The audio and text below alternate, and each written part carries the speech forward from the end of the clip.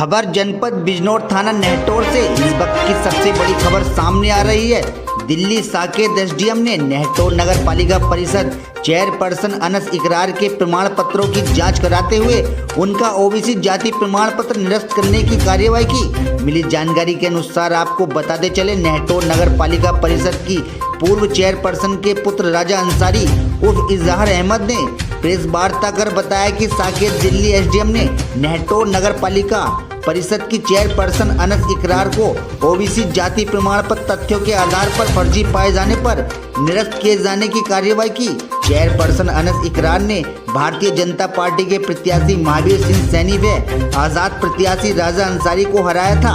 अनस इकरार ने चुनाव जीतने के बाद महावीर सैनी व राजा अंसारी ने नवनिर्वाचित चेयरपर्सन अनस इकरार के ओबीसी जाति प्रमाण पत्र को गलत बताते हुए मामले की शिकायत की थी, जिस पर साकेत दक्षिणी दिल्ली ने तथ्यों के आधार पर चेयरपर्सन अनस इकरार का ओबीसी जाति प्रमाण पत्र निरस्त करने की कार्यवाही की। जनपद की हर छोटी बड़ी खबर देखने के लिए हमारे चैनल को लाइक और सब्सक्राइब करना न भूलें। आते हैं और दूसरा ये कि इन्होंने जो आधार कार्ड पे फोर्जरी की है वो उसमें मेंशन है।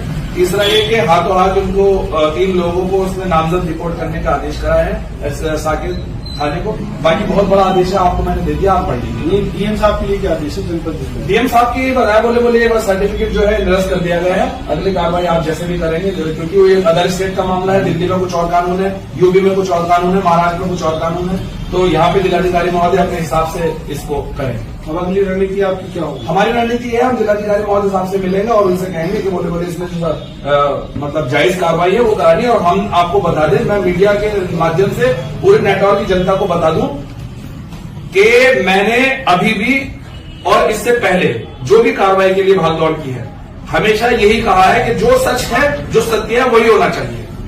क्योंकि मैं आपको बता दूं, जब मैं पिछली मरतबा चुनाव जीता था, मैं 7 महीने नेटौर से बाहर रहा था। पूरे 7 महीने जेल काट के बाहर नेटौर आया था। मेरे ऊपर एक फर्जी मुकदमा लिखा गया था। तो ये तो राजनीति में चलता रहता है, कभी इन कभी आउट, आदमी आता है जाता है, कोई मसला नहीं है। लेकिन मैं फर्जी मुकदमे में गया था। हमारे जो एसडीएम साकेत साहब हैं, उन्होंने ये बात बताई है और जो हमने साक्ष्य लगाए हैं कि बिल्कुल 100% फर्जरी है, इसलिए इस पर मुकदमा दर्ज हो। आपने इस संबंध में कोई चुनाव आयोग को भी शिकायत की है? जी, अब हम अभी मैं आपको बता दूं, मैं अभी सुबह ही पहुंचा हूं और ये जो है हमारे पास जो है अभी सर्टिफाइड कॉपी है, लेकिन हमारे पास जो डिस्पैच करने की कॉपियां आएंगी वो कल तक हमारे पास आएंगी। वो कॉपियां लेकर हम निर्वाचन आयोग भी जाएंगे, लखनऊ भी जाएंगे आयोग में और जिलाधिकारी महोदय साहब से।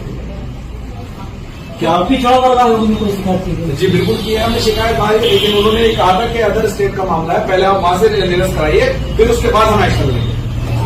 क्या सर्टिफिकेट कैंसिल होने के बाद चुनाव की दोबारा प्रक्रिया होगी? ये तो मुझसे ज्यादा आपको जानकारी है, आप पत्रकार महोदय हैं, आप ही बताएंगे कब चुनाव होंगे। लेकिन हाँ, इतना जरूर है, मेरी लड़ाई ये हक की लड़ाई है। अब चुनाव होना ना होना वो देखिए निर्वाचन आयोग के हाथ में है। वो 1 महीने में करा दे, 1 साल में करा दे, 1 दिन में करा दे। और चुनाव की बात ऐसी है कि चुनाव जब भी होगा, क्योंकि मैं सेवक हूं और जनता की लड़ाई लड़ता हूं, चुनाव में 100% लड़ूंगा हर हाल में।